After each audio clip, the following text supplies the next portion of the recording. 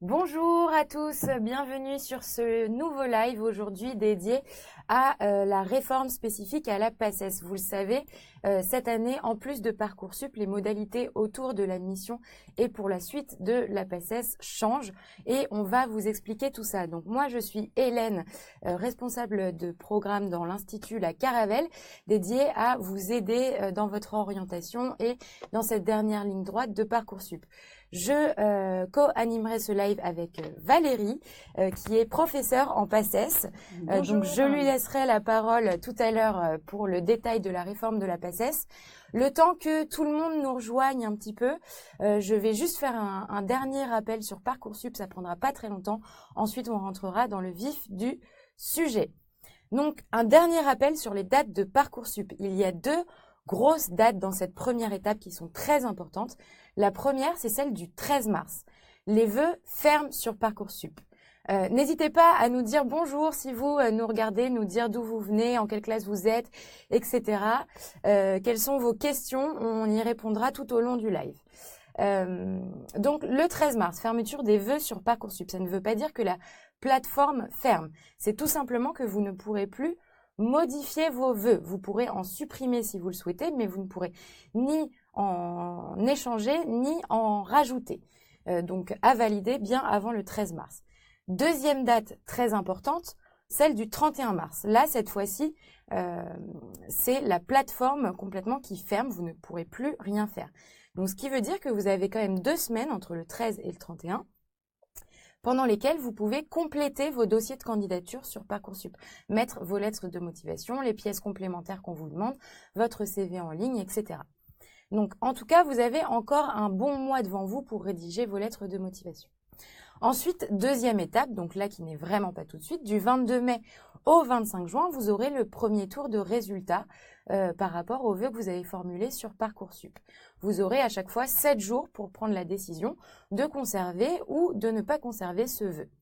26 juin, 21 août, deuxième tour de résultats, suite à toutes les réponses qui auront été faites précédemment de la part des étudiants. Et enfin, 21 août, 21 septembre, c'est ce qu'on appelle la phase complémentaire, où vous n'aurez qu'une seule journée pour répondre. En fait, cette phase complémentaire, en quoi elle consiste? C'est si vous n'avez aucun vœu de votre liste, le recteur est en charge de vous proposer une formation en adéquation avec votre projet d'études dans votre académie, une formation publique. Spécificité, quand on saisit ses vœux sur Parcoursup pour la PACES en Île-de-France, vous êtes obligé de candidater dans les 7 universités qui proposent la PACES en Île-de-France. Donc vous n'avez pas le choix, vous êtes obligé de postuler aux 7 et ces sous-vœux sont à hiérarchiser. Donc vous devez mettre l'université que vous souhaitez le plus intégrer en premier, etc. Ceci étant dit, le vœu PACES Île-de-France ne compte que pour un vœu et uniquement un seul sous-vœu. Donc c'est plutôt une bonne nouvelle parce que vous savez que vous n'avez que 10 vœux sur Parcoursup et un maximum de 20 sous-vœux au total. Donc là, vous faites le vœu de PACES en Île-de-France, ça ne compte que pour un vœu et que pour un seul sous-vœu. Et enfin, à partir du 22 mai, vous n'obtiendrez qu'une seule réponse. Vous n'aurez pas plusieurs universités qui vous diront « OK ». Vous n'en aurez qu'une seule. Les pièces du dossier qui sont prises en compte. Alors là, on vous a remis un peu ce que vous trouvez sur Parcoursup. Donc, ne vous inquiétez pas, ces informations sont écrites noir sur blanc quand vous faites vos vœux. Vous avez les notes de première et de terminale dans les matières suivantes. SVT, maths, physique, anglais, française, qui correspond en fait finalement aux attendus nationaux qui ont été publiés le 12 décembre de cette année. Les notes du bac de français, bien évidemment. Les notes du bac qui seront en fait suite à votre admissibilité ou non une condition pour vraiment vous inscrire en PACES. Donc SVT, maths, physique, anglais.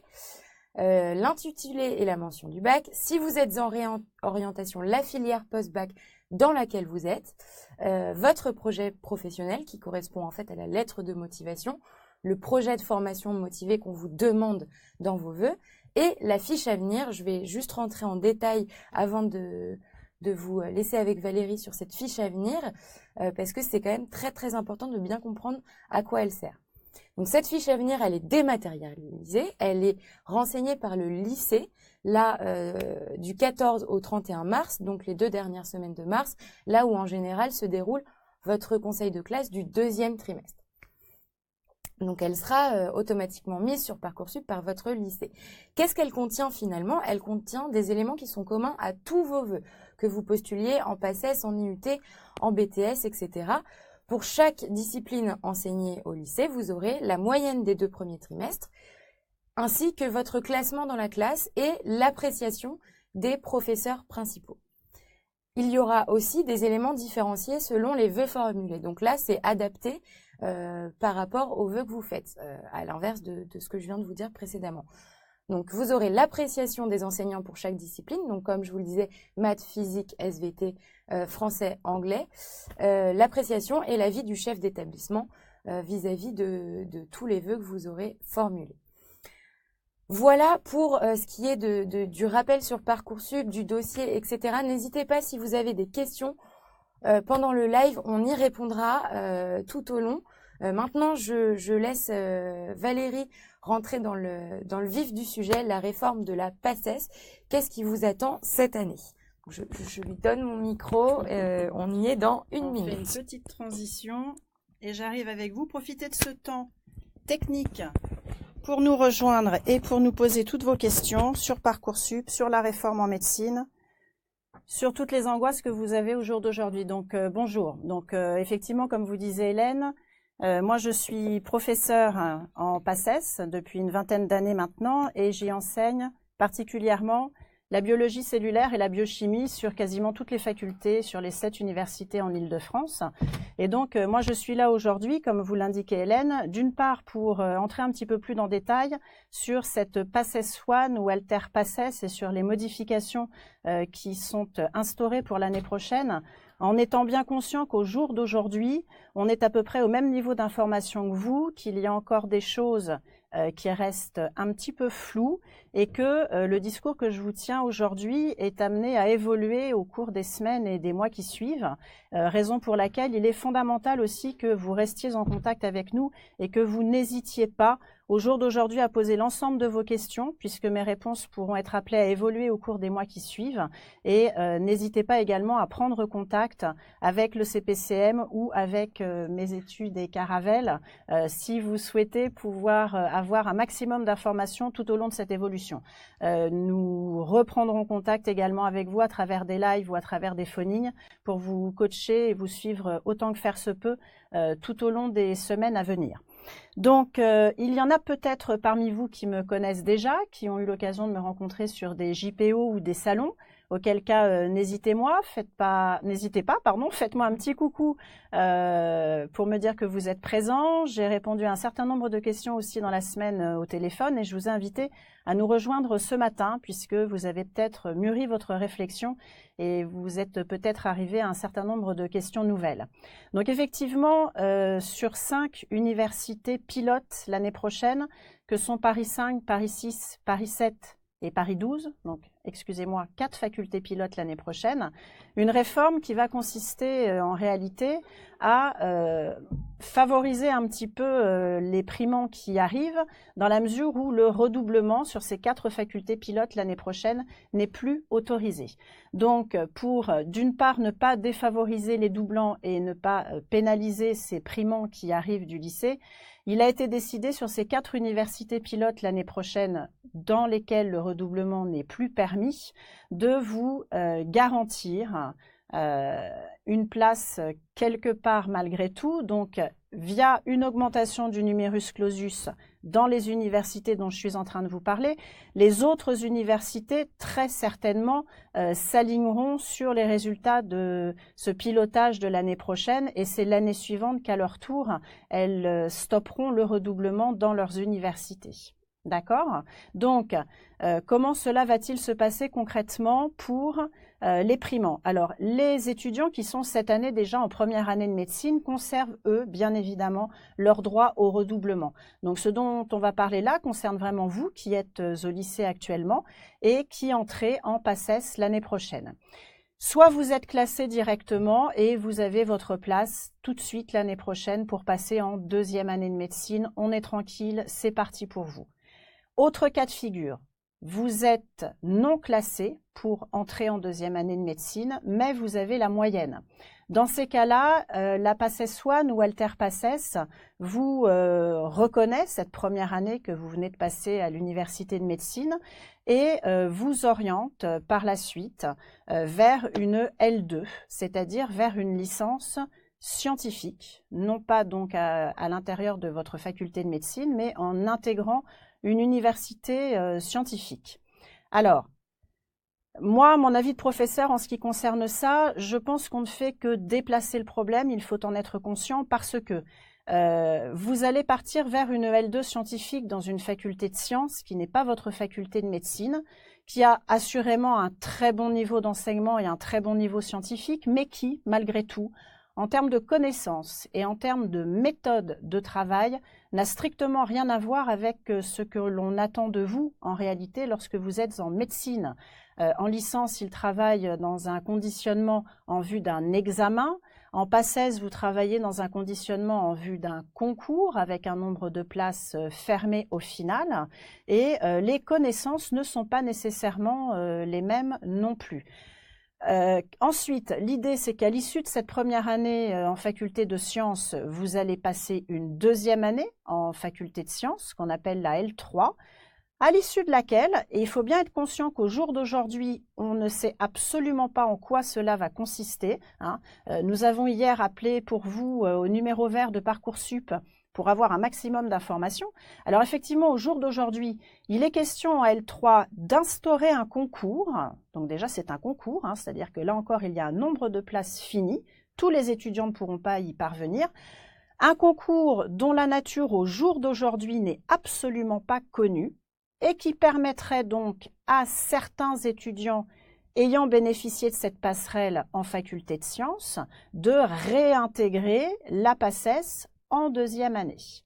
Alors, regardez bien la chose. Vous avez donc deux possibilités. Soit, à l'issue de votre terminale, vous entrez directement en PACES. Une année. À l'issue de cette première année de PACES, vous n'êtes pas classé, vous avez la moyenne, vous partez une année en L2, cette place vous est, selon le Parcoursup, garantie. Puis, vous passez en deuxième année de formation scientifique en fac de sciences. On en est donc à 3 années post-bac. Et à l'issue de cette troisième année, vous allez passer un concours de nature totalement inconnue au jour d'aujourd'hui, dont le nombre de places au final n'est pas connu non plus, et qui donc potentiellement vous permettra de réintégrer la faculté de médecine en deuxième année. Ça, c'est la première solution que vous pouvez envisager. J'en suis donc à 3 années post-terminale. La solution qui, moi, en tant que professeur de PACES, me semble la plus cohérente et me semble vous garantir le maximum de chances d'avoir effectivement votre cursus en médecine, c'est d'envisager effectivement maintenant le passage par une année de transition entre votre terminale et votre première année de médecine, qu'on appelle la PACES 0.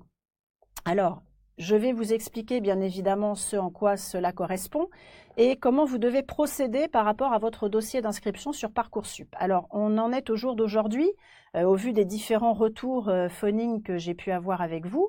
Et puis, je m'assure dans le même temps que vous n'avez pas de questions particulières par rapport à ça. N'hésitez pas, si vous êtes en doute en ce moment sur votre entrée directe en PACES l'année prochaine, à me poser vos questions. J'ai déjà eu beaucoup de retours par téléphone, donc j'aligne ce live aussi par rapport aux questions dont j'ai déjà pris connaissance. Alors, il y a 2 cas de figure pour le moment, d'accord? Vous hésitez pour faire une PACES 0. Vous n'êtes actuellement pas bien sûr de votre choix. Vous avez possibilité sur votre dossier Parcoursup, dans la sous-rubrique « Mes préférences », d'indiquer que vous souhaiteriez une année de césure. Et dans le même temps, vous allez voir dans la continuité, vous êtes obligé dans le même temps de saisir vos vœux Donc d'indiquer en vœu 1 la PACES, à l'intérieur duquel, Hélène vous l'a dit tout à l'heure, et j'insiste parce que beaucoup d'entre vous apparemment n'avaient pas compris cela, vous devez impérativement indiquer les 7 universités.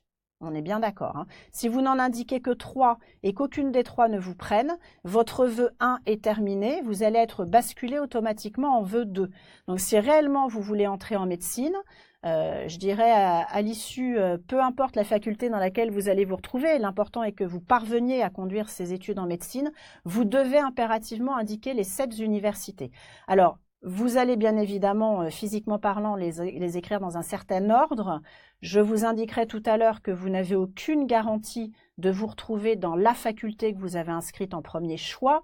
Et puis au-delà de ça, je vais revenir avec vous sur les spécificités de chacune d'entre elles. D'une part parce que beaucoup d'entre vous ne les connaissez pas.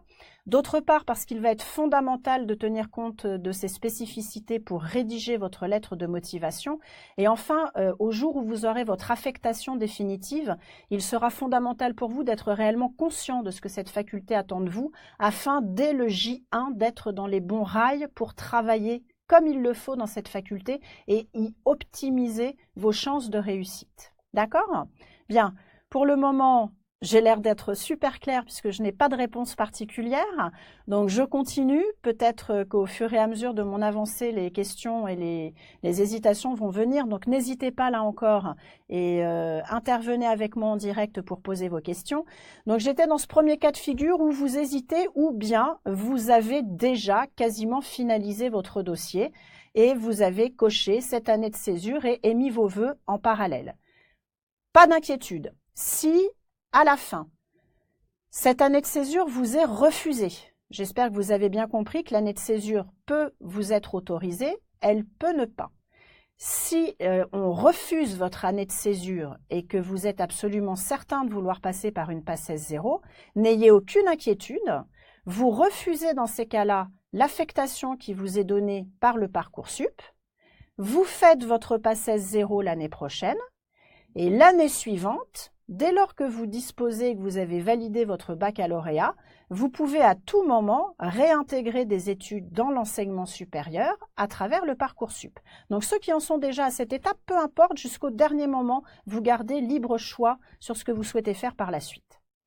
Deuxième cas de figure, vous êtes absolument sûr au jour d'aujourd'hui de vouloir optimiser vos chances de réussite dès la première année dans ce contexte de non-redoublement pour certaines des facultés, vous êtes sûr dès l'année prochaine de vouloir passer par une PACES 0, dont je vais expliquer plus en détail par la suite le contenu.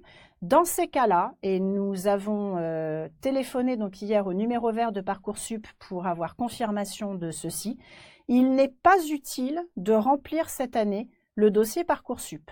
Donc, il n'est pas utile cette année de démarcher au niveau des journées d'immersion des facultés. Il n'est pas utile au jour d'aujourd'hui de travailler des lettres de motivation. Mettez le paquet sur votre baccalauréat qui arrive lui aussi très vite. Laissez tomber le Parcoursup. Inscrivez-vous en PACES 0 pour l'année prochaine. Et c'est à l'issue de votre PACES 0 que vous pourrez réintégrer, comme s'il ne s'était rien passé administrativement parlant pour vous pendant un an, vous pourrez réintégrer le Parcoursup pour, après votre PACES 0, rejoindre la première année de médecine. Voilà, donc j'espère que j'ai été assez claire sur ces deux cas de figure. Donc n'hésitez pas à me poser vos questions là encore. Alors je vois notamment que j'ai des questions. Alors j'ai une première question qui me vient de Maria et qui a une information de son proviseur de lycée selon laquelle vous n'êtes plus obligé d'inscrire les 7 universités. Non, c'est faux. Effectivement, je vous l'ai dit tout à l'heure, vous indiquez des universités bien évidemment dans un certain ordre. Ça n'est pas parce que par exemple vous marquez Paris 7 en premier sous-vœu que vous avez garanti d'être pris à Paris 7. Peut-être que Paris 7 vous dira non.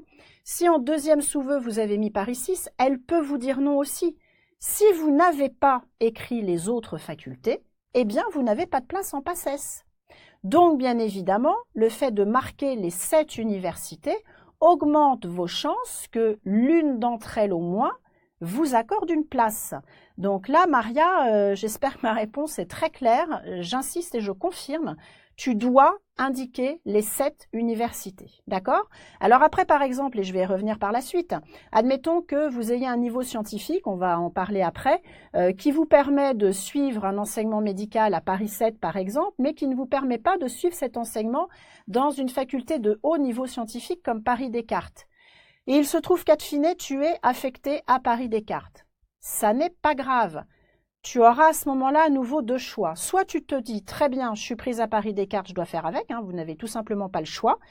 Je sais que ça va être difficile, je m'accroche, je vais devoir fournir une grosse quantité de travail pendant cette année à Descartes, mais j'y vais directement. Et là, tu acceptes l'affectation qui t'est proposée par Parcoursup.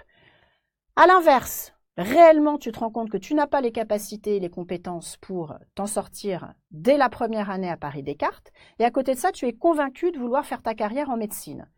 Dans ces cas-là, tu refuses l'affectation Paris Descartes qui t'est proposée par le Parcoursup, tu fais une PACES 0, là encore, je vais en parler en détail par la suite, et l'année suivante, tu repostules au Parcoursup pour entrer en faculté de médecine. D'accord? Ensuite, ce que je suis en train de raconter, Pomme, pour les facultés parisiennes, ce sont des directives gouvernementales. Donc ce Parcoursup, bien évidemment, c'est national. On va parler tout à l'heure justement de directives nationales qui vous sont données. Après, au sein de chaque académie et au sein de certaines facultés, il peut y avoir des directives spécifiques. On va y venir aussi. En règle générale, ceci est bien indiqué sur le Parcoursup et n'hésitez pas à contacter là où les facultés que vous souhaiteriez véritablement intégrer afin de vous renseigner à leur niveau sur leurs spécificités particulières. D'accord? Voilà. Je fais à nouveau une petite pause. N'hésitez pas là encore à continuer à me poser ces questions. Je vois que ça arrive et c'est comme ça que cet échange sera le plus productif pour vous, puisque moi, a priori, j'ai déjà réponse à la plupart des questions que vous pouvez vous poser. D'accord?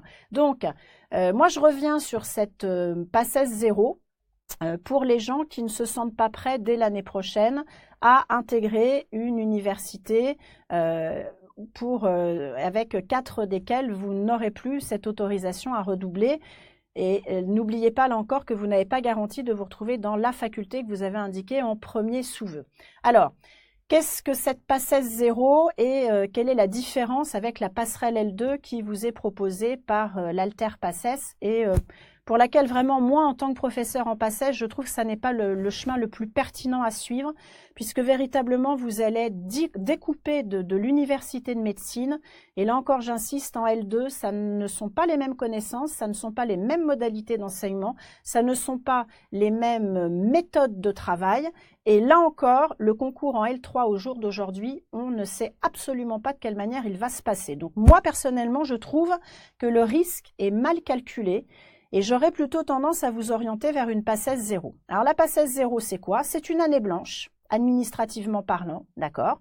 Donc qui ne vous bloque absolument pas l'année suivante pour réintégrer le Parcoursup et poser votre inscription en année de médecine, d'accord?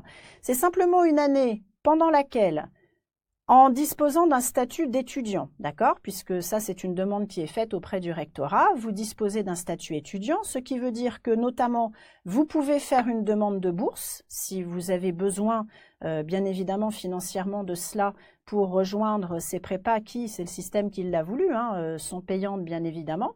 Et vous pouvez bénéficier du Crous, vous bénéficiez de toutes les réductions étudiantes, vous bénéficiez de la Sécu et de la mutuelle étudiante. D'accord? Donc ça, c'est une question qui m'a été assez souvent posée. Très bien. Je vois des questions arriver. Quelle PACES 0 est la meilleure à Paris? Je vais en parler aussi un petit peu par la suite. J'explique déjà ce qu'est une PACES 0 pour ceux qui ne le savent pas. Donc là, véritablement, vous intégrez une école tel que vous avez pu le faire pendant vos années de secondaire, si ce n'est que là, vous intégrez donc le privé et vos enseignements vont s'étaler donc en gros de fin septembre à mi-juin, à raison en moyenne de 4 jours par semaine. Mais la première différence avec ce que vous allez bénéficier en passerelle L2, si c'est ce choix-là que vous faites, c'est qu'en PACES 0, vous avez un contrôle continu, c'est-à-dire qu'on continue à vous donner des devoirs qui doivent être remis aux professeurs, qui sont sujets à notation, qui sont sujets à correction.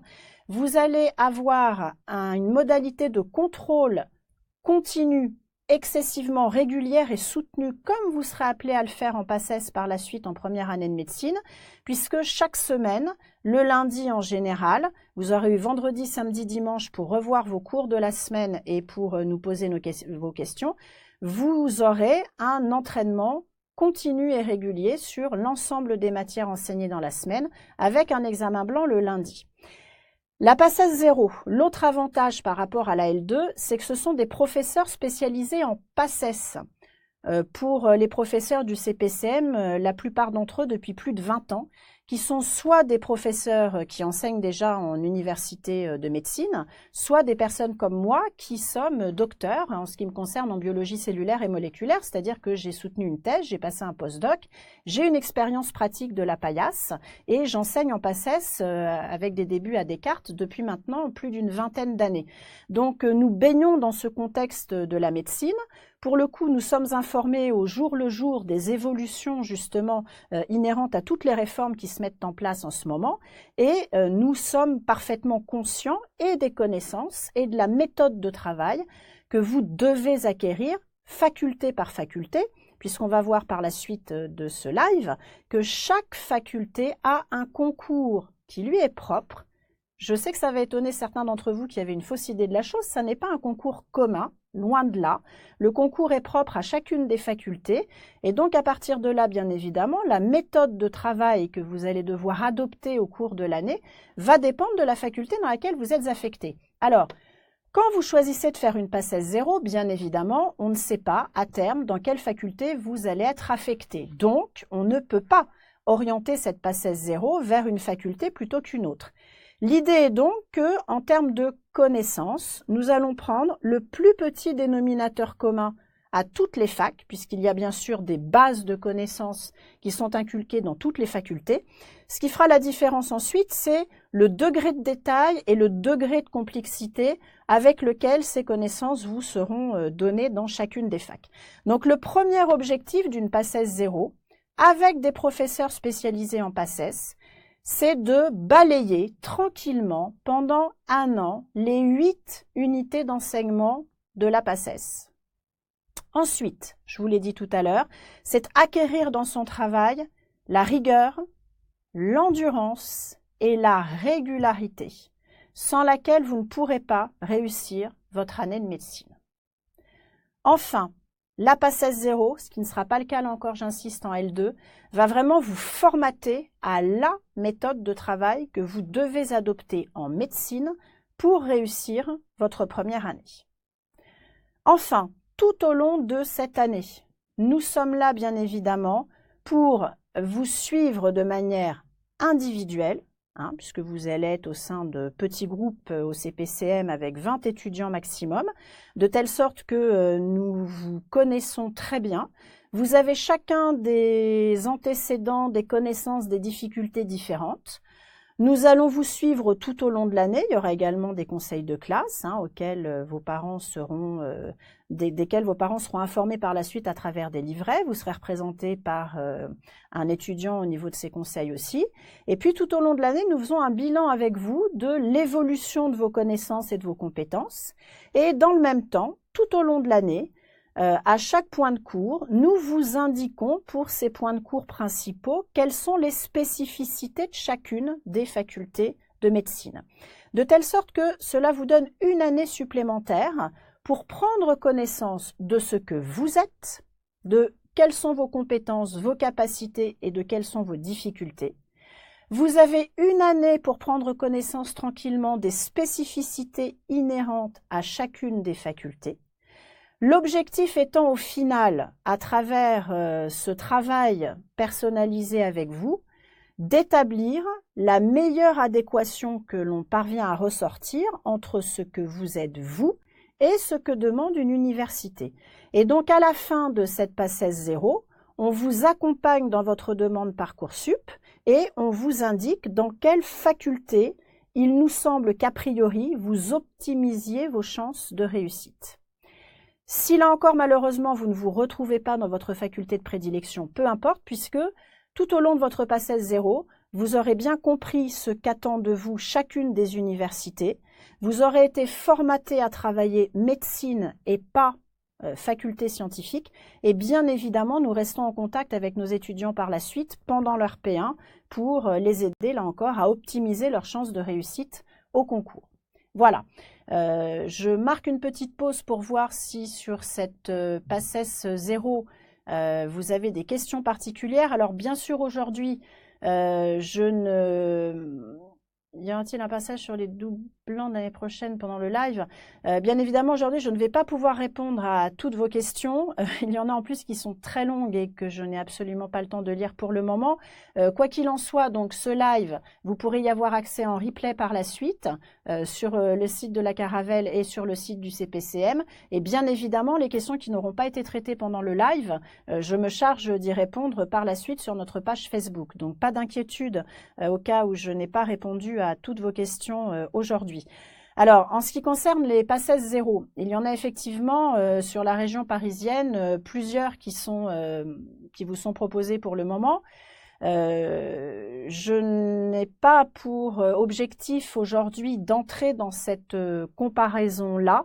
Moi, je vous incite à venir nous rencontrer sur nos JPO pour parler de ceci. Effectivement, pour répondre à certaines de vos questions, une PACES reste un coût, ça on en est bien conscient. Regardez bien, comparez ces cours, rapportez-les au taux horaire, vous verrez déjà qu'il y a des différences significatives en termes de coûts selon la prépa à laquelle vous allez vous adresser. N'oubliez pas non plus que vous avez un statut étudiant qui va vous permettre de demander une bourse, hein, d'accord? Et après, la question que vous devez vous poser réellement, c'est qu'est-ce que vous attendez de votre PACES 0? Nous, au CPCM, nous sommes une équipe de professeurs. C'est-à-dire que ce qui nous intéresse, ça n'est pas de vous fournir une banque de QCM questions-réponses pendant 2 heures. Si en amont, vous n'avez pas compris le cours, ça n'a pas d'intérêt pour nous. Donc la PACES 0 est vraiment là pour expliquer à fond les connaissances de base, pour vous montrer de quelle manière vous devez intégrer l'ensemble de vos connaissances, parce que c'est cette forme-là que va prendre le concours à la fin. Et à l'université de médecine, ils n'ont pas le temps pour le faire, donc ça, nous allons le faire pour vous. Et nous, notre PACES 0 est véritablement axé sur l'acquisition d'une méthodologie, parce que lorsque vous sortez de terminale, certains d'entre vous ont déjà acquis une méthode de travail, ça n'est pas le cas pour la majorité d'entre vous.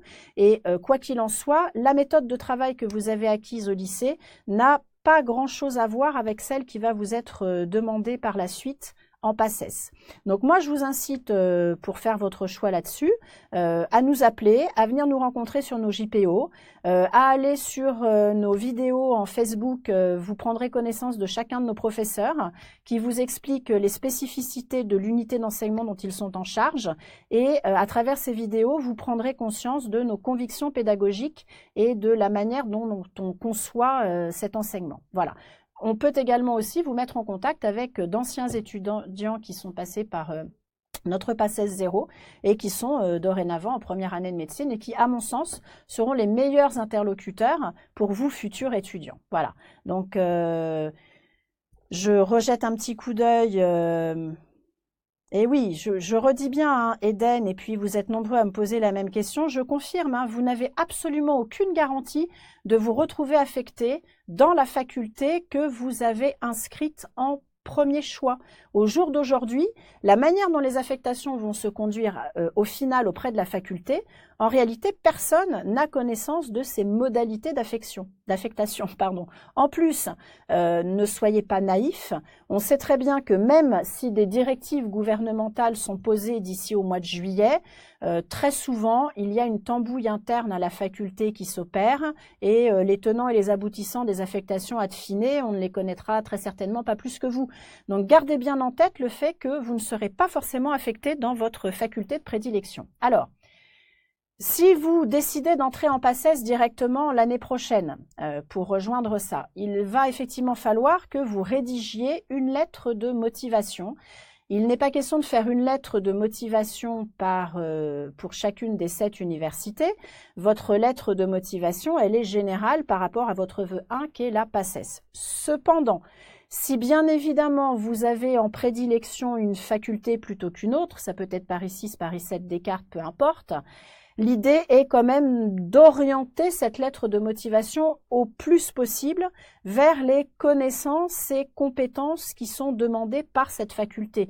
La plupart d'entre elles ont déjà conduit ce qu'elles appelaient des journées d'immersion, pendant lesquelles vous pouviez rencontrer les professeurs de ces universités. Vous pouvez aller aussi directement sur le site de chacune de ces universités médicales qui décrivent en règle générale le cursus de la PACES et ce qui est attendu de leurs étudiants, d'accord? Et bien évidemment, vous devez souligner, autant que faire se peut à travers cette lettre de motivation, l'adéquation entre ce que vous êtes vous, vos compétences, vos connaissances, et les caractéristiques de la faculté de prédilection que vous souhaiteriez réintégrer en premier jet. Donc en gros, votre lettre de motivation doit s'articuler en 2 parties. Première partie, je veux faire des études de médecine. J'ai bien pris conscience de ce en quoi cela consiste. Voilà les raisons pour lesquelles je souhaite intégrer un cursus médical. Deuxième partie de votre lettre de motivation, il est fondamental donc de bien montrer l'adéquation entre votre profil et ce que demande la faculté.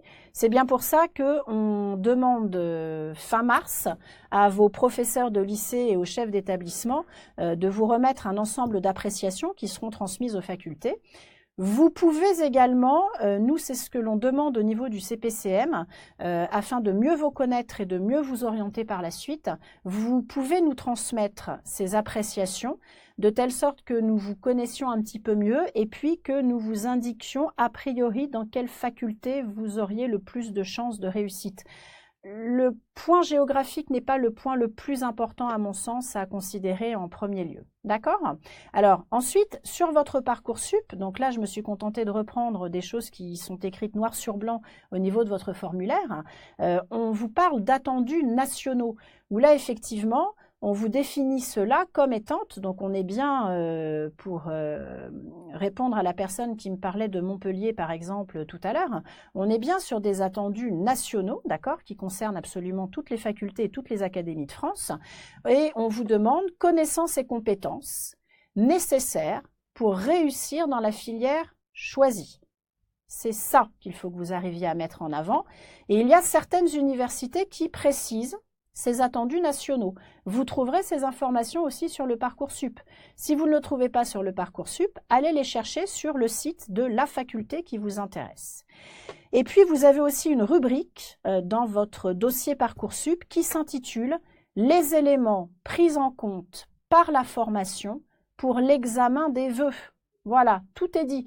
Vous devez bien évidemment vous appuyer sur ce que requiert la faculté, sur ce qu'elle attend de vous, pour rédiger au mieux possible votre lettre de motivation.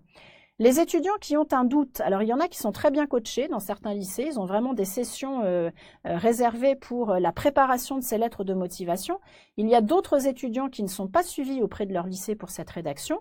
Moi, je vous propose, si vous le souhaitez, de nous envoyer au CPCM ces lettres de motivation et les professeurs du CPCM les relisent et vous indiquent si elles doivent être modifiées ou pas. Donc là encore, n'hésitez pas à nous transmettre et vos appréciations dès que vous en aurez pris connaissance fin mars et dès maintenant vos lettres de motivation pour ceux qui n'ont pas du tout été aidés dans l'enceinte de leur lycée.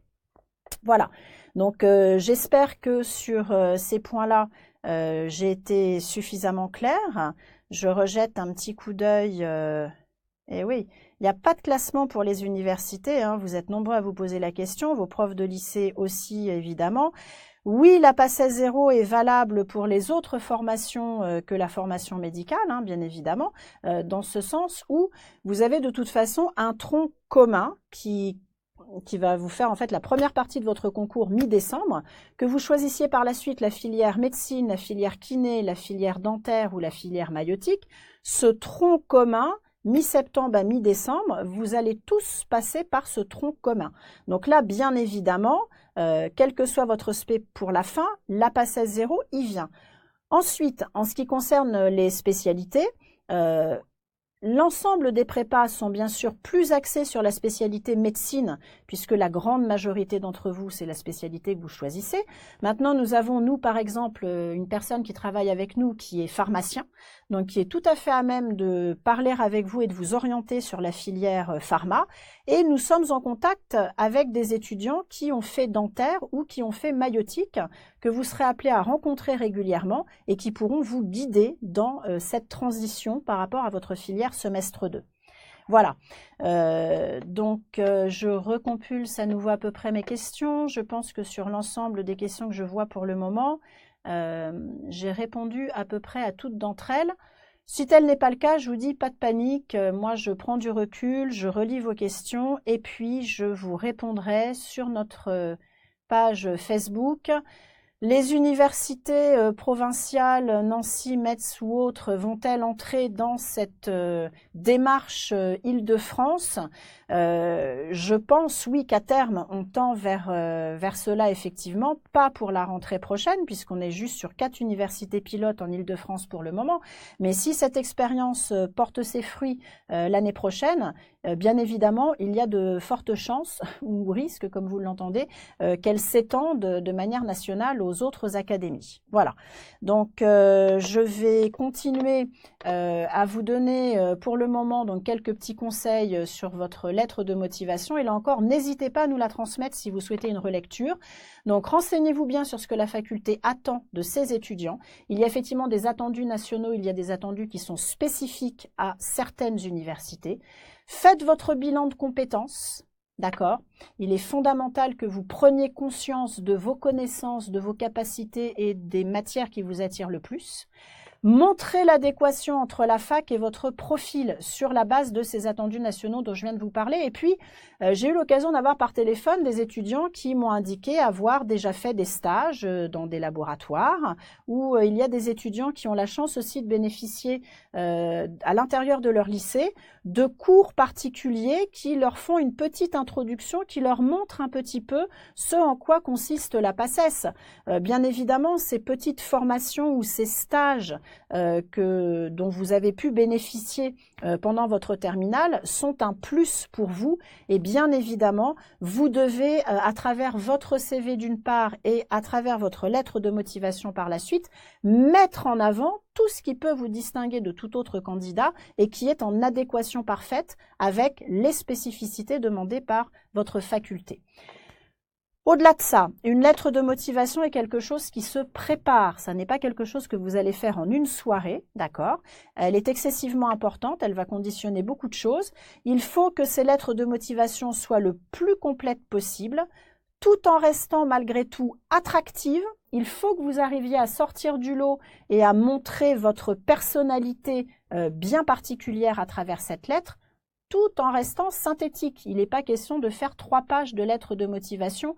Vous comprenez bien que les personnes qui vont recevoir ces courriers n'auront juste pas le temps de les lire. Donc vraiment, une lettre de motivation, ça se travaille. N'hésitez pas à solliciter vos professeurs, ils sont là aussi pour vous aider. N'hésitez pas à aller sur des sites qui proposent ces aides à la rédaction. Nous en faisons partie, là encore, vous pouvez venir nous rencontrer au CPCM ou nous envoyer vos lettres et nous vous proposons une relecture de vos lettres de motivation. Voilà, donc j'espère à peu près ne rien avoir oublié à ce niveau-là. Si c'est le cas, n'hésitez pas à me bombarder de questions, d'accord ? Les P1 ont-ils autant de chances qu'avant l'année prochaine? Oui, parce que le numerus clausus va être augmenté pour les primants l'année prochaine et parce qu'une session, alors ce que vous appelez vous au lycée une session de rattrapage, ce qu'on va appeler nous maintenant en PACES une session 2, qui va être un rattrapage à l'oral, ne sera ouvert que pour les primants et les doublants n'y auront pas accès. Ça, c'est juste pour l'année de transition de l'année prochaine. Donc, effectivement, oui, a priori, vous avez quand même des choses qui sont faites pour les primants et qui vont vous permettre de passer sans encombre votre première année de médecine. Voilà. Je recompulse à nouveau à peu près l'ensemble des questions puisqu'elles commencent à arriver en grand nombre. Quand doit-on envoyer cette lettre de motivation? Vous trouvez, Annie, toutes les deadlines sur le Parcoursup, d'accord? Donc, votre clôture de dossier, c'est le 31 mars. À ce moment-là, la plateforme est fermée, vous ne pouvez plus y avoir accès. Donc, vous avez encore un petit peu de temps devant vous. Moi, le message que je vous transmets, c'est n'attendez pas le dernier moment. Prenez véritablement cette étape comme étant, à mon sens, la plus importante pour votre dossier Parcoursup. Une lettre de motivation, ça se travaille, d'accord? Voilà. Et voilà, je vois que vous vous répondez les unes les autres et que mes collègues de Caravelle vous fournissent les réponses aussi. Pourquoi préférez-vous en tant que professeur que les élèves fassent une PACES 0 plutôt qu'une prépa qui s'effectue au long de l'année de PACES? Alors, ça n'est pas le discours que j'ai tenu. Mon discours était, si vous devez faire un choix entre je fais une PACES 0 ou je tente la P1 du premier coup, en étant conscient que mon risque de réussite est faible, ça c'est personnel, hein, ça dépend des étudiants. Il y a des étudiants qui ont un très bon dossier, un très bon niveau scientifique, qui sont déjà très autonomes dans leur travail, qui ont une forte capacité de travail, une forte capacité d'organisation. Selon leur faculté d'affectation, leur probabilité d'être pris dès la première année peut être très importante. Si par exemple, en revanche, je prends un étudiant de terminale qui quitte sa terminale avec un niveau scientifique moyen, avec des notes qui vont, pour les matières scientifiques, osciller entre 9 et 12 par exemple. Si cet étudiant est affecté dans une faculté comme Paris 13, alors vous voyez que je vais venir par la suite sur les spécificités de ces différentes universités, donc j'espère que ça va vous clarifier un petit peu la chose. Donc si un étudiant de terminale avec un niveau scientifique moyen se retrouve au final affecté dans une faculté de médecine comme Paris 13, elle peut tenter la première année de médecine directement. En revanche, si cette personne d'un niveau scientifique moyen se retrouve affectée, là encore, vous ne choisissez pas votre affectation, soyons clairs, sur une faculté de haut niveau scientifique, comme Paris 5 ou Paris 11 par exemple, moi je vous dis que réussir votre première année, c'est quasiment impossible. Et que donc, si vous vous engagez directement en PACES première année, la probabilité de réussite est faible. Vous allez donc vous retrouver embarqué dans le système L2, L3, avec à l'issue de cet L3 un concours à l'issue d'une formation non pas médicale mais scientifique, concours dont on ne connaît pas la teneur au jour d'aujourd'hui, et vous n'avez plus garantie de réintégrer la PACES par la suite. Donc pour ces étudiants-là, qui soit ne sont pas sûrs d'eux, soit préfèrent se donner une année de réflexion supplémentaire, soit, au vu de leur affectation définitive, s'aperçoivent que cette affectation n'est absolument pas en adéquation avec leur profil et que donc leur chance de réussite est excessivement faible, vous perdez moins d'années à faire une PACES 0, une année, pour ensuite passer dès la première année et réussir dès la première année votre concours de médecine. Si vous tentez malgré tout la P1 et que vous échouez, vous partez en L2, vous partez en L3. J'en suis donc à 3 années post-bac au lieu de 2 années post-bac, sans garantie aucune à l'issue de ce concours L3 de teneur totalement inconnue au jour d'aujourd'hui, que vous parviendrez à réintégrer une PACES. Voilà.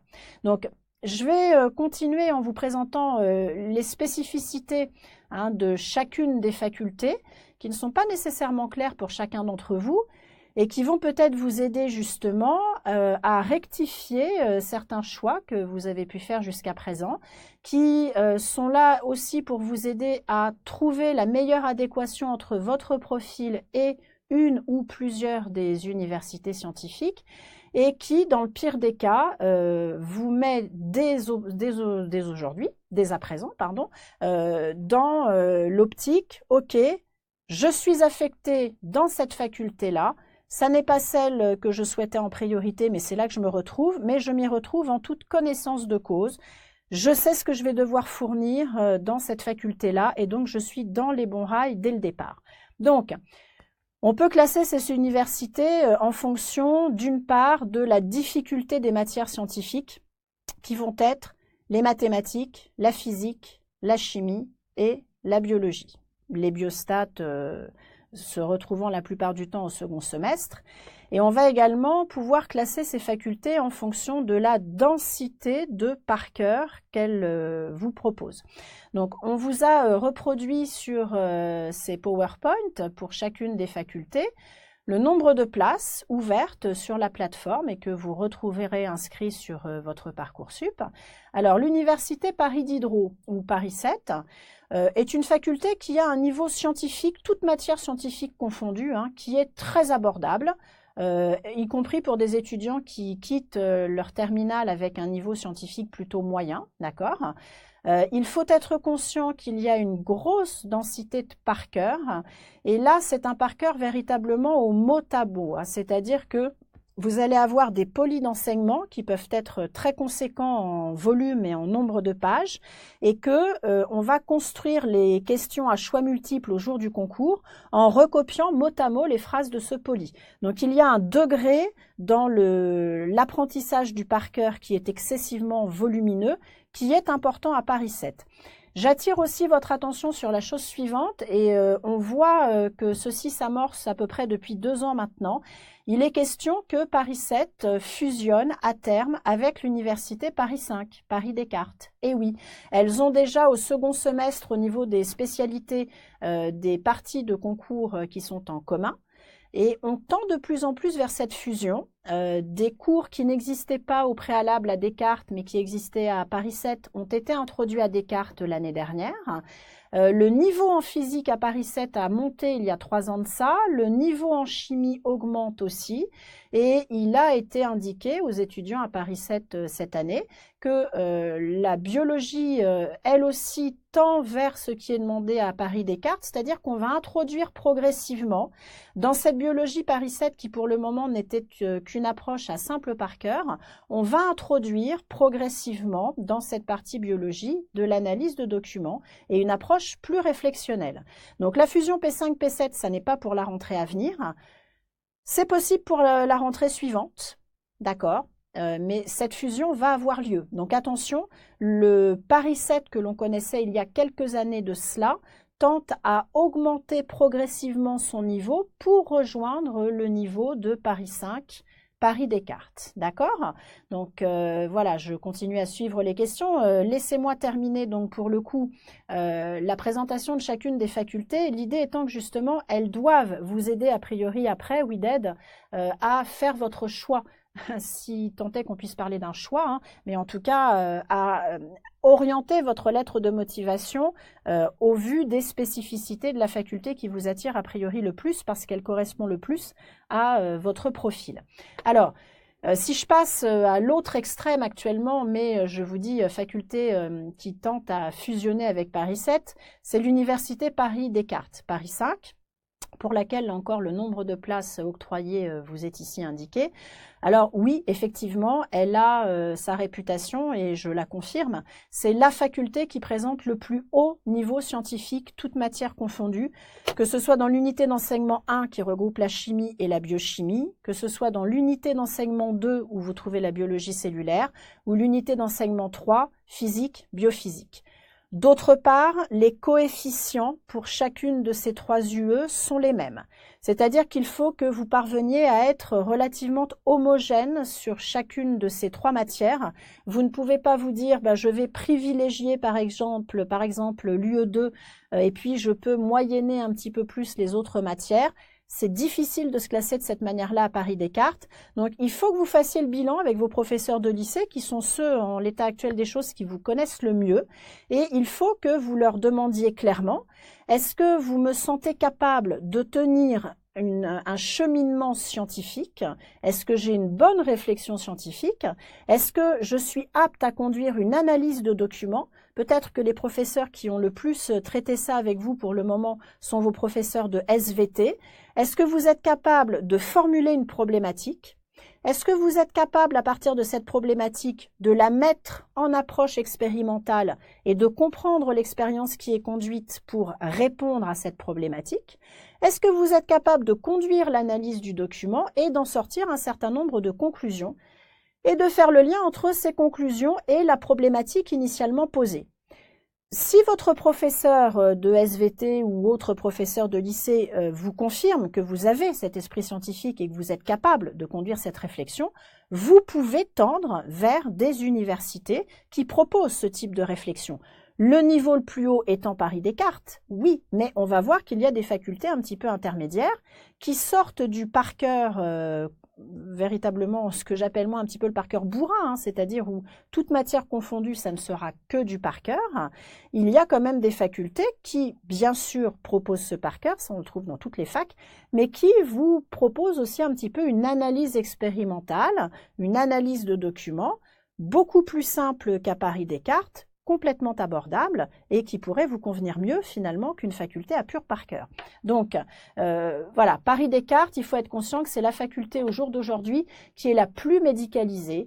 Alors c'est celle qui va vous donner l'opportunité en tant que futur médecin, dès la première année, d'appréhender tout de suite l'étude de pathologie, la compréhension de ces pathologies et à travers la compréhension de la mise en place de ces pathologies, comment peut-on dériver des approches diagnostiques et thérapeutiques. Assurément, Descartes est très axé dans cette voie-là et à partir de là, eh bien, vos sujets de concours sont construits à partir de publications scientifiques et il n'y a aucun par cœur dans les matières biologiques à Paris Descartes, ça n'est que de l'analyse de documents. Donc là encore, assurez-vous auprès de vos professeurs de lycée qu'ils vous sentent aptes à conduire ce cheminement scientifique. Si vous avez un attrait pour l'analyse de documents et un bon niveau scientifique global, vous pouvez assurément tenter Paris Descartes. Voilà, cessez de voir cette faculté comme complètement inabordable, c'est faux. Et puis vous aurez la chance par la suite d'être rattaché à d'excellents laboratoires, parmi les meilleurs laboratoires que vous pourrez trouver en Île-de-France. Ensuite, l'une des universités, non pas Paris Intramuros, mais qui se trouve en banlieue, qui est l'université de Versailles-Saint-Quentin, Paris-Ouest, Pifo, voilà là encore le nombre de places qui y sont rattachées. C'est une excellente faculté, elle était rattachée initialement à Paris Descartes, elle est parmi les facultés les mieux classées au niveau européen et elle conserve, de par son historique, un très bon niveau scientifique, elle aussi, toute matière confondue. Il y a, oui, là encore, une grosse masse de par cœur en biologie, mais il y a aussi à Pifo, dans votre concours, avec un ratio de points important et significatif par rapport au par cœur, de l'analyse de documents. Et depuis 3 ans, cette analyse de documents a tendance à se complexifier. Et attention, à Saint-Quentin, ce qui n'était pas le cas dans la fac précédente qui est Paris Descartes, à Saint-Quentin, les coefficients entre l'UE1, l'UE2 et l'UE3 ne sont pas les mêmes. Alors, il y a l'UE4 aussi, qui sont les biostatistiques au premier semestre à Saint-Quentin, qui n'arrivent qu'au semestre 2 à Descartes. Et il faut être conscient qu'à Pifo, il y a un ratio de 1:4 entre le ratio de la biologie cellulaire et les autres matières. Autrement dit, moi j'oriente à Saint-Quentin les étudiants qui, à la sortie du niveau, ont un très bon niveau en SVT et en analyse de documents. D'accord ? Au vu des ratios, vous ne pouvez pas vous permettre de vous planter sur l'UE2 à Saint-Quentin. Si par contre vous êtes à l'aise en SVT, vous pouvez vous permettre de moyenner sur l'UE1 et l'UE3 et l'UE2 à Saint-Quentin peut vous sauver. Voilà. Sur l'université, une autre université de banlieue, c'est l'université Paris-Sud, Paris 11. Excellente faculté aussi au niveau scientifique. À mon sens maintenant, il devient plus difficile de se classer à Paris 11 qu'à Paris Descartes parce que le niveau scientifique, toute matière confondue, est lui aussi excessivement élevé. Et vous avez une densité de par cœur à Paris 11 qui n'existe pas à Paris Descartes. C'est-à-dire qu'à Paris 11, vous avez dans la biologie cellulaire une grosse densité de par cœur à apprendre. À Paris 11, vous traitez tout le métabolisme qui n'est pas traité à Paris Descartes. Vous traitez la génétique qui n'est pas traitée à Paris Descartes. Donc véritablement, la puissance de travail requise à Paris 11 est excessivement importante. Voilà. Donc réfléchissez bien à cette orientation-là et si vous vous retrouvez affecté dans l'une de ces deux facultés à haut niveau scientifique que sont Paris Descartes et Paris 11, si vous avez un doute quant à vos capacités à réussir dans ces facultés-là, moi je vous incite vraiment fortement à réfléchir au passage par une PACES 0 pour augmenter vos chances de rejoindre le niveau scientifique de ces facultés. Voilà, alors je me rebranche à nouveau un petit peu sur vos questions. Donc j'espère, WeDead, entre autres, vous êtes plusieurs à vous poser la question, comment choisir la faculté qui nous correspond le mieux. J'espère que ce balayage des différentes universités que je suis en train de vous faire va vous guider un petit peu mieux dans ce choix-là. La question continue à m'être posée, je le répète, vous ne pouvez pas classer les sous-vœux. Bien évidemment, physiquement parlant, vous les indiquez selon un certain ordre, mais cet ordre ne présage en rien de la faculté dans laquelle vous serez prise à affiner. La case « Ma préférence », tu le verras, Gwendoline, consiste surtout à indiquer si tu souhaites ou pas une année de césure. Pour les personnes qui souhaitent se réorienter, j'ai des questions à ce niveau-là aussi. Alors, je peux répondre à cette question parce que j'ai connu un certain nombre de personnes qui se sont réorientées. J'ai eu dernièrement une personne qui a passé Hippocagne, qui s'est réorientée. Nous avons aussi beaucoup de médecins étrangers qui sont obligés de repasser le concours en France parce qu'ils n'ont pas les équivalences pour le faire. Nous avons des personnes qui viennent de milieux littéraires ou de milieux commerciaux qui souhaitent changer leur choix de vie et rejoindre une formation médicale. Là encore, je suis désolée d'insister, je peux entendre la problématique financière, mais la formation qui vous permettra au mieux possible de réintégrer l'université de médecine, c'est une formation médicale. Les passerelles L2 et les filières scientifiques ne sont à mon sens pas les mieux adaptées pour permettre cette reconversion. Donc, c'est bien précisé ça hein, dans le Parcoursup. Les réorientations proposées, les changements de carrière sont très flous encore à leur niveau. Moi, là encore, je conseille le passage par une PACES 0. C'est bien pour ça que les PACES 0 se développent. C'est pour arriver à faire ce lien entre des étudiants qui, sortant de terminale, n'ont pas les compétences, connaissances ou méthodes de travail nécessaires à la médecine, ou bien pour ces personnes qui souhaitent se réorienter. Une réorientation, légitimement, doit, elle aussi, être le plus en adéquation avec ce que vous souhaitez faire par la suite. Donc, je vois ici une personne, je l'ai perdue dans mon listing, mais j'ai vu une infirmière qui souhaite tenter ses chances et nous rejoindre en médecine. Je vous conseille véritablement une PACES 0. C'est là que vous optimisez vos chances puisque vous êtes dès la PACES 0 dans les connaissances de médecine et dans la capacité de travail de médecine. Voilà.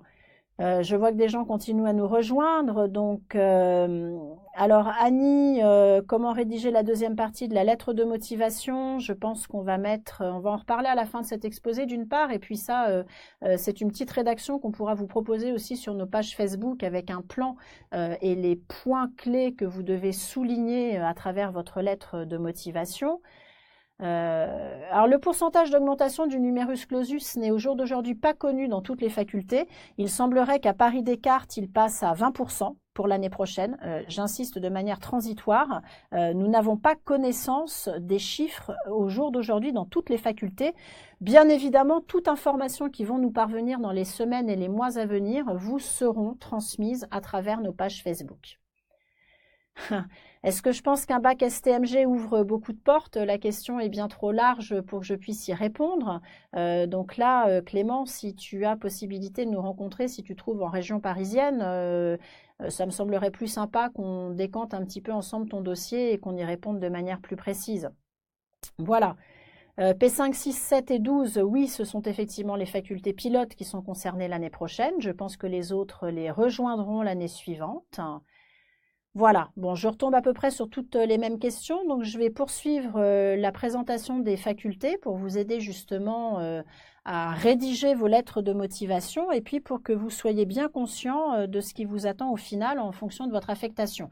Donc, Paris 11 comme Paris Descartes, à bien réfléchir et venez en discuter avec nous au final si vous êtes affecté dans l'une de ces deux facultés, de telle sorte que nous puissions vous dire oui, feu vert, tu peux tenter la P1 tout de suite, ou bien moi je trouve que ton niveau est un petit peu léger, je te conseille de passer par une PACES 0. J'arrive maintenant donc à une autre université, non plus intramuros, mais qui est Paris 13 Bobigny. Alors qui est au jour d'aujourd'hui la faculté qui a, toute matière confondue, le niveau scientifique le plus bas. C'est des facultés au niveau desquelles on peut trouver des bacs ES qui vont très bien s'en sortir. Il faut simplement avoir une forte capacité de par cœur dans toutes les matières, mais le niveau scientifique, là encore, y est très bas. Mais j'insiste, ça n'est pas parce que vous allez indiquer Paris 13 en premier sous-vœu que vous avez garantie d'être accepté à Paris 13. Vous devez être préparé à toutes les possibilités. Alors voilà une autre faculté qui est très prisée, dont vous entendez beaucoup parler et sur laquelle beaucoup d'entre vous s'orientent, pour des raisons qui ne sont plus au jour d'aujourd'hui forcément toujours justifiées. Les facultés ont beaucoup évolué ces 10 dernières années, qui est l'université Pierre et Marie Curie, Paris 6. Alors qui effectivement est une faculté qui a une bonne réputation en ce sens qu'elle est rattachée à d'excellents laboratoires, ça c'est une certitude. C'est une faculté qui s'occupe excessivement bien de ses étudiants, en ce sens que vous allez avoir un planning carré dès le départ, vous avez des polycopiés de cours qui sont excessivement bien rédigés, qui sont véritablement très beaux, donc il y a un réel soutien pour les étudiants. Maintenant, pour ces raisons-là, vous êtes excessivement nombreux à demander cette faculté et donc bien évidemment, il n'y a pas de place pour tout le monde. Et enfin, je souhaite attirer votre attention sur un certain nombre de points. Oui, le niveau scientifique à Paris 6 reste un bon niveau scientifique. Il a néanmoins tendance à baisser depuis une dizaine d'années. Un certain nombre de chapitres ont été retirés et certains des chapitres tendent à être allégés. Vous poussez moins dans le détail, vous poussez moins dans la réflexion que ça n'a pu être le cas il y a maintenant une dizaine d'années. Ensuite, il faut être conscient que ce qui plante la plupart des étudiants à l'université Paris 6, c'est que c'est, je pense, la faculté qui, au premier semestre, c'est-à-dire mi-septembre à mi-décembre, est celle qui présente la plus grosse densité de par cœur, en ce sens que vous avez tout le par cœur qui est retrouvé dans les autres universités, plus, dès le premier semestre à Paris 6, vous allez travailler l'anatomie. Et ça, l'anatomie, c'est une quantité de par cœur absolument monstrueuse.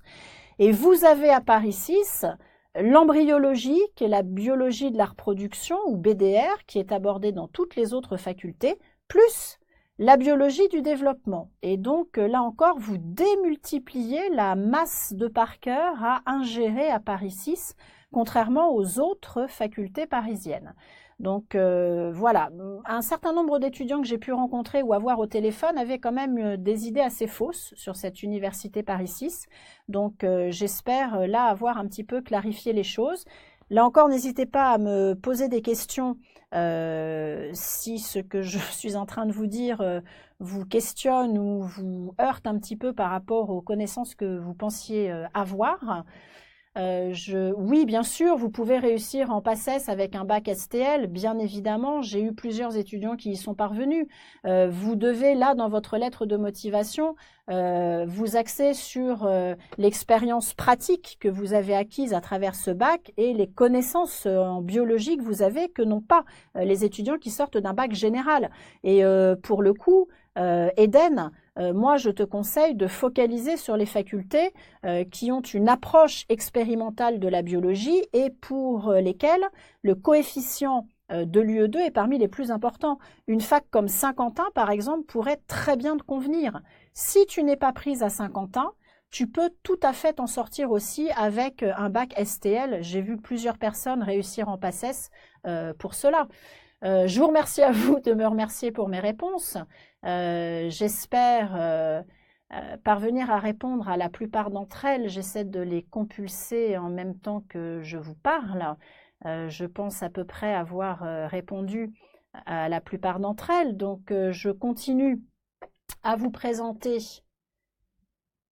à quel moment se passe le choix entre médecine, kiné avec un K ou maïeutique ou autre. Ce choix sera opéré pour vous au mois de janvier à l'issue du passage de la première partie de concours, puisque vous allez avoir un premier classement à l'issue de ce tronc commun et c'est à l'issue de ce classement que vous aurez à choisir votre spécialité en sachant que vous pouvez dès la première année préparer plusieurs spécialités.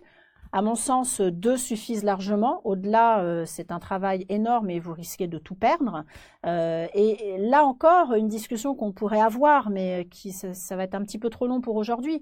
Vous trouverez sur le site du CPCM et dans nos brochures un tableau avec les numerus clausus et le nombre de places qui sont rattachées à chacune de ces spé.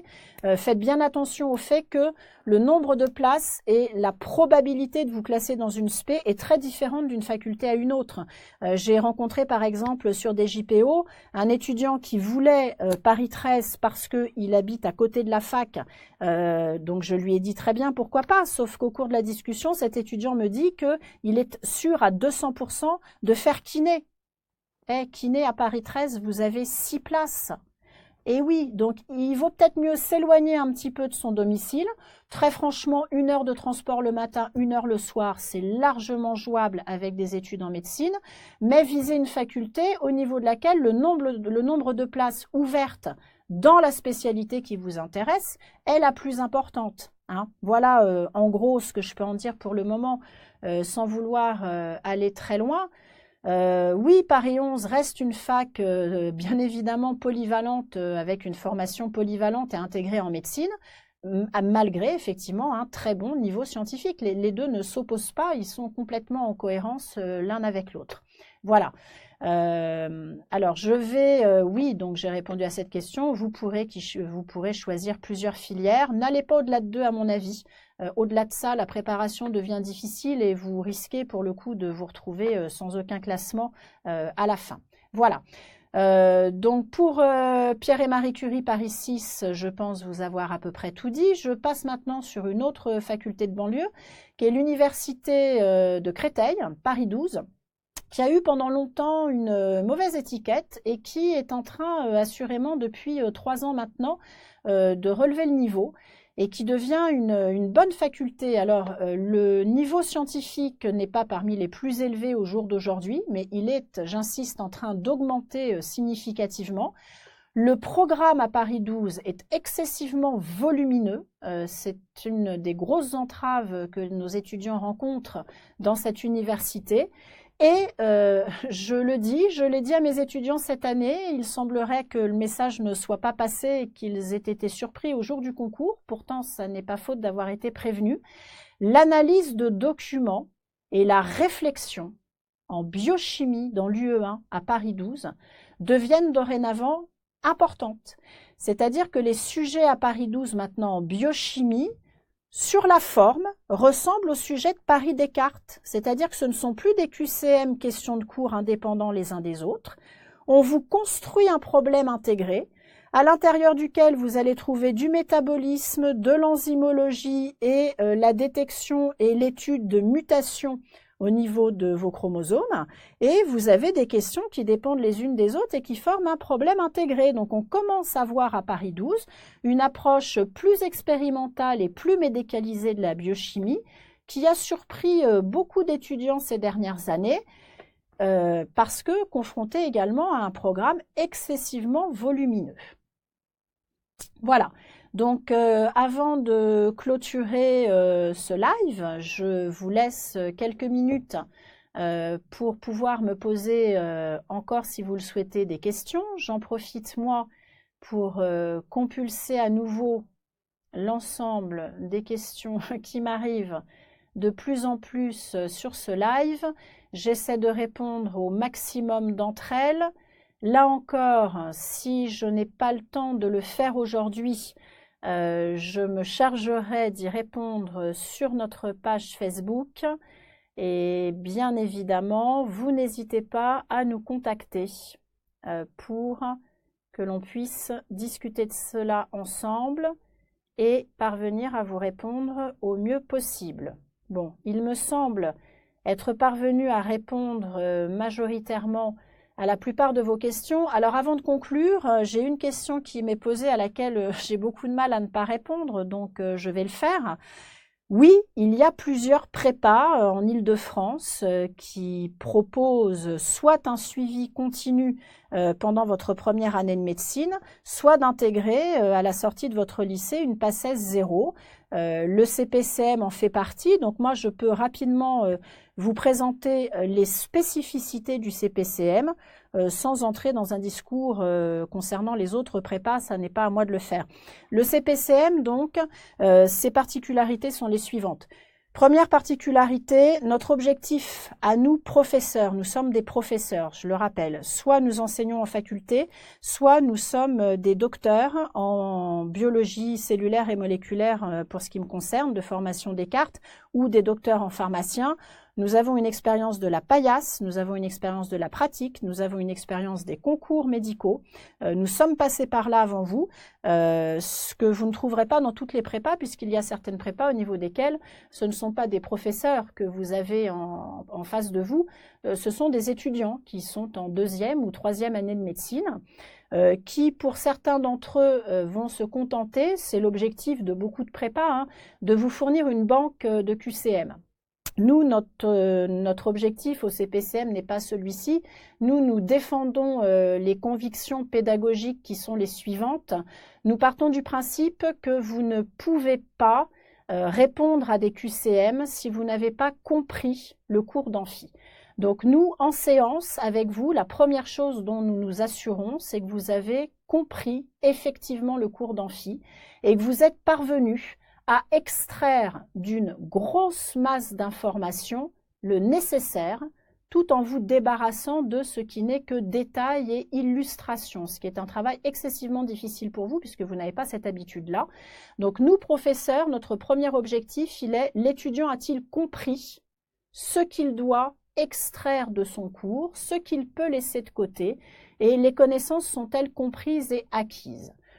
Une fois que nous nous sommes assurés de cela, oui, bien évidemment, nous passons à l'application de ces connaissances à travers des QCM choix multiples ou QCS choix simples selon la forme du concours inhérente à la faculté dans laquelle vous êtes affecté, et nous nous assurons que vous êtes capable de manager ces QCM et de ressortir vos connaissances à travers ces QCM qui peuvent être formulés comme ils l'ont été en amphi, qui peuvent être aussi formulés différemment. Donc il faut aussi vous entraîner à formuler vos connaissances de différentes manières, ce que nous vous incitons à faire en séance interactive avec nous, de telle sorte qu'au jour du concours, vous soyez capable, à travers une formulation autre que celle de l'amphi, de ressortir vos connaissances. Nous, notre rôle de professeur est celui-ci. Si par la suite, vous souhaitez vous entraîner sur des QCM, vous trouverez un partenariat avec notre prépa qui vous donne accès à une banque de données de QCM, de concours blancs, d'annales corrigées qui sont classées par UE et par faculté.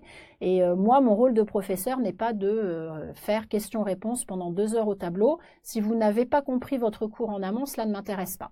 Alors moi, ce qui me permet au CPCM de faire ce travail correctement comme je l'entends, c'est que nous sommes en effectif réduit.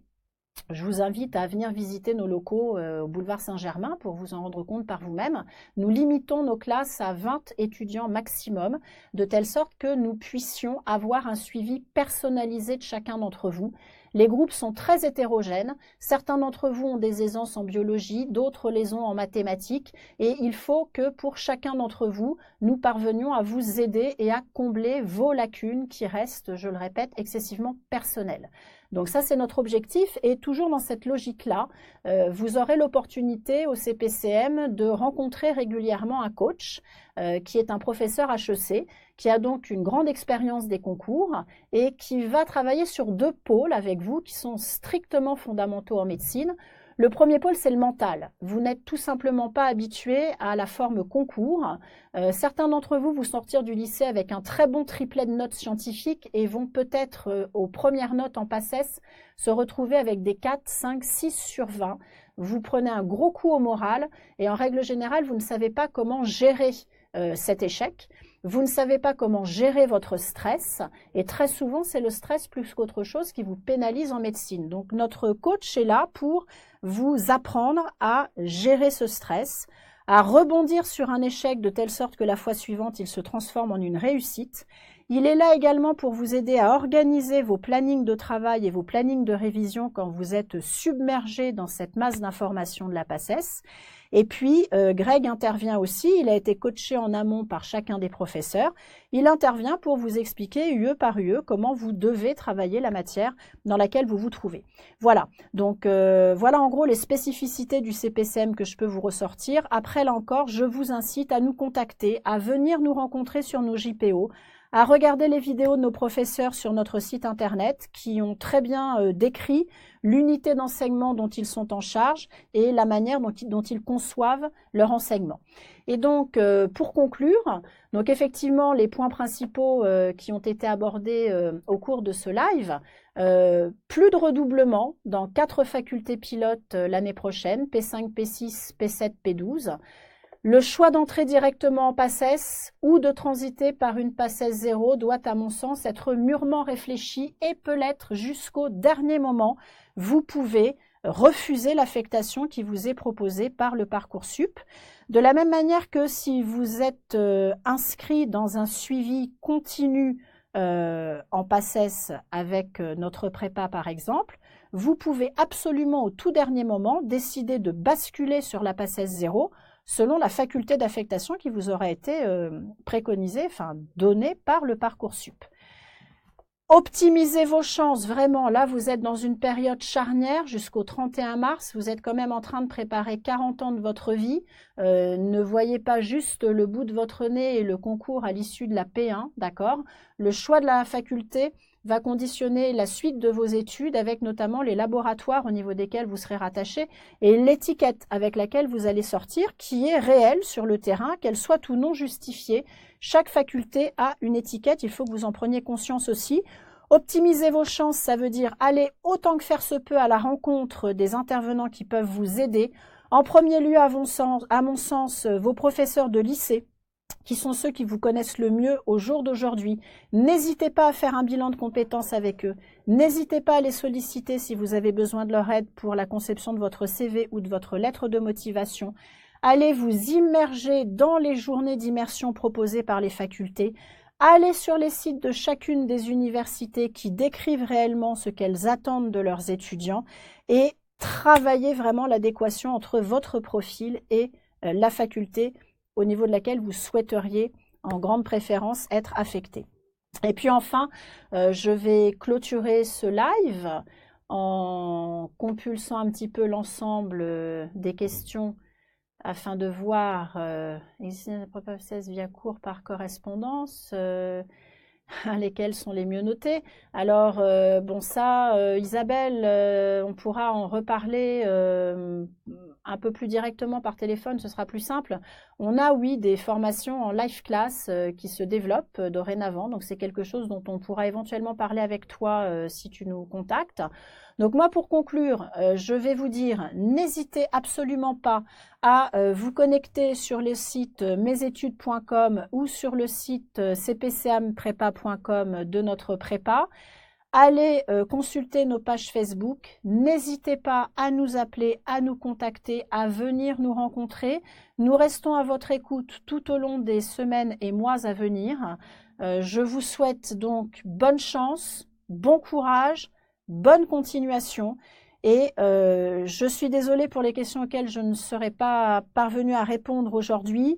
Là encore, j'insiste, ce Facebook Live va être repassé en replay sur nos pages Facebook et nous nous chargeons de répondre à toutes les questions que je n'aurai pas eu le temps de traiter aujourd'hui. Voilà. Sur ce, je vous souhaite à tous une très bonne journée, une très bonne continuation et nous attendons avec impatience vos retours et vos questions. Merci beaucoup à tous. Au revoir.